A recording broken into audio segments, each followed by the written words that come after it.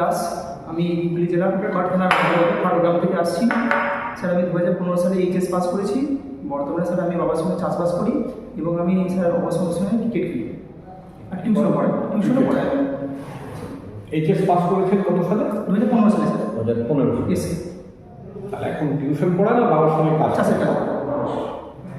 আপনি কি আর কোনো পরীক্ষা দিয়েছিলেন? আর কোনো পরীক্ষা দিয়েছিলেন? হ্যাঁ স্যার, পরীক্ষা আমি দিয়েছি স্যার। 2022 সালে কলকাতা পুলিশের কনস্টেবল দিয়েছিলাম, কিন্তু স্যার আমি গ্রাউন্ডে ফেল করেছিলাম। আচ্ছা, মানে 15 থেকে 25, 26 হ্যাঁ স্যার। এই মাঝে এতটা গ্যাপ কেন? স্যার গ্যাপ বলতে স্যার আমি গ্র্যাজুয়েশন ভর্তি হয়েছিলাম, কিন্তু আমি কন্টিনিউ করতে পারিনি নিজের কিছু নিজস্ব ব্যক্তিগত কিছু কারণে। তারপরে স্যার আমি ছেড়ে দিয়েছিলাম। আমি কাজে ঢুকেছিলাম একটা রেস্টুরেন্টে ক্যাশিয়ারে। তারপরে স্যার আমি ওপেন থেকে কমপ্লিট করেছি গ্র্যাজুয়েশনটা, রেগুলার করতে পারিনি, ওপেন থেকে কমপ্লিট করেছি। কোন সাবজেক্ট? ইংলিশ নিয়েছি। ইংলিশে তো